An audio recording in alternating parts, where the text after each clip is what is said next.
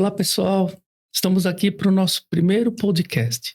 Estamos aqui para nos apresentar. Nós somos da editora Companhia Farmacêutica e a gente quer ter um papo aqui com vocês. Então, em primeiro lugar, estou com a Valéria aqui do meu lado, na minha frente, né? Sim. E, Valéria, quer contar um pouquinho da sua história? Com certeza. Meu nome é Valéria Antunes, Valéria Maria de Souza Antunes, mas olha, eu tô quase trocando na minha certidão de nascimento por Pro Valéria, porque é assim que até minhas filhas me chamavam durante um tempo na nossa vida, né? Pro Valéria, Pro Daniel, porque é assim que os nossos alunos conhecem a gente, Pro Valéria. E eu tenho muito orgulho daquilo que eu faço, eu gosto muito daquilo que eu faço, que tudo começou porque eu sou filha de um farmacêutico. Eu casei com um farmacêutico. Eu tenho uma filha que está estudando farmácia. Sabe lá o que é isso? É muito amor envolvido. É, como diz o Papa Francisco, uma missão de vida que começou, na verdade, quando eu entrei na faculdade Oswaldo Cruz, em 1932 a.C., né? Mais ou menos isso, né? Faz um tempão já. E mas antes da faculdade de farmácia, você fez letras, né? Isso, olha só o destino onde foi, né? Eu tenho muita facilidade para línguas e acabei entrando na faculdade Ibero-Americana. E da Ibero eu tive a oportunidade de morar fora do Brasil, porque a gente...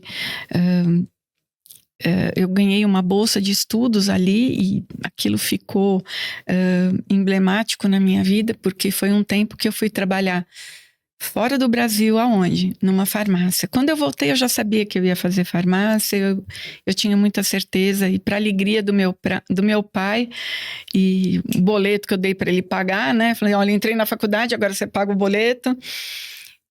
Foi, assim, muito, muito legal, muito compensador, e dali, aquela faculdade me levou para dentro de uma farmácia de manipulação.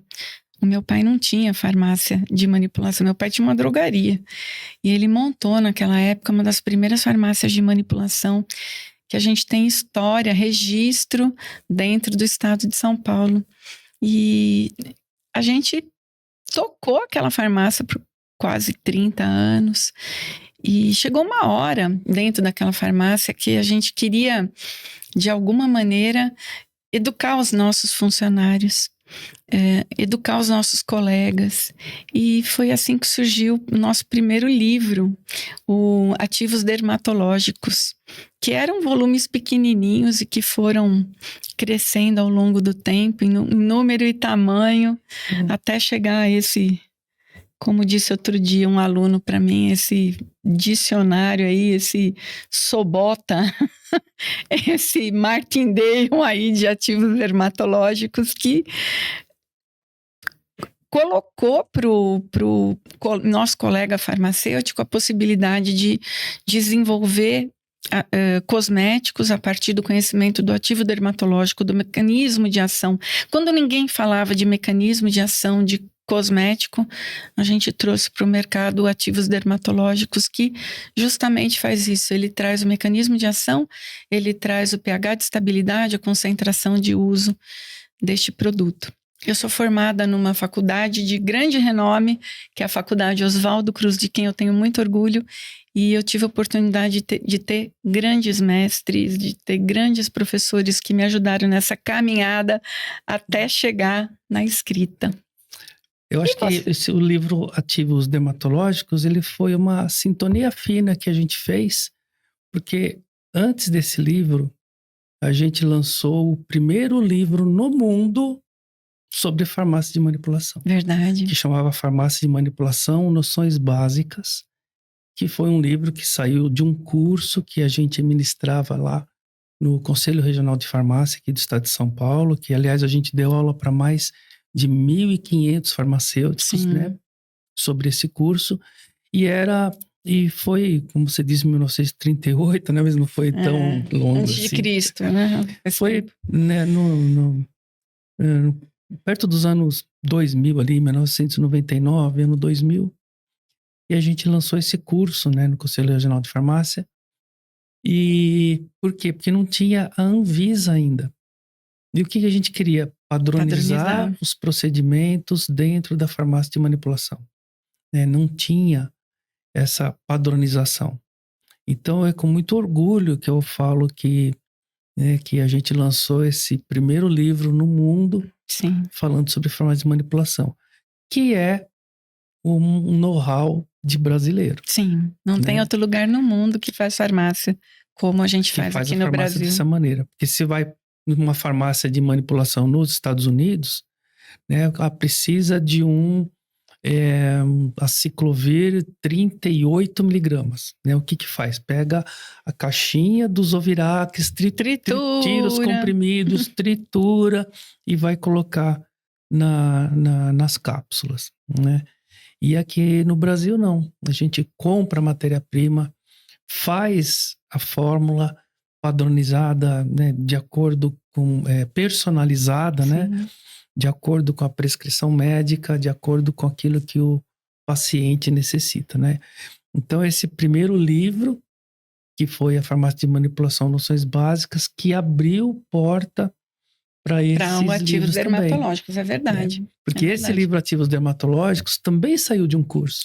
Também saiu de um curso, saiu da nossa farmácia, que era um programa de treinamento para funcionário. Né? Porque a gente deu o curso básico. E aí depois o pessoal falava assim pra gente: quando que vocês vão dar o curso avançado, curso avançado? Aí o que nós fizemos? Né? Quando você teve a Maria Clara... Foi. Né? Eu falei assim, vamos pegar o nosso material de visitação médica, que eu fazia visitação médica, pegar esse material, a gente escolheu a dermatologia para poder organizar todo esse material, que era um monte de folder, um monte de material de tudo quanto é distribuidora e tal, e aquilo era desorganizado, né, a extremo, e a gente não tinha a internet que tem hoje. Não tinha, mas mesmo a internet hoje é um problema, porque cada um escreve aquilo que acha, né? E o nosso livro, diferente da internet, ele dá realmente aquele cunho científico, aquele background científico em relação ao ativo dermatológico. Até porque a gente sai pelo mundo procurando, né, Dani? E o que é interessante nessa área também, né, é que de dermato, principalmente os dermocosméticos, e agora também os nutracêuticos, é a velocidade de atualização que tem esses ativos, né? Porque a gente olha os medicamentos, eles não são lançados tantos medicamentos como são lançados ativos os dermocosméticos, né? É uma outra velocidade, até porque é um outro mercado, né? Às vezes coloca lá um radicalzinho lá no pantoprazol e ele virou dexpantoprazol, mas aqui é diferente, né? Aqui todos os dias a gente tem um enxame, um monte de ativos diferentes para os mais diferentes desenvolvimentos. E o que é interessante hoje para a cosmetologia é que ninguém mais lança um ativo sem ter um estudo científico muito sério em cima dele. Sim, virou ciência mesmo. Né? Então, antigamente, né, falava-se que cosméticos era perfumaria, né? Aquela coisa assim que meio pejorativa. E romântica, né? É pra limpar, é para dar... Mas cor, até meio que pejorativo, né? Falar assim, tal coisa não funciona, não funciona, é cosmético. Né? Mas hoje a gente não vê mais isso.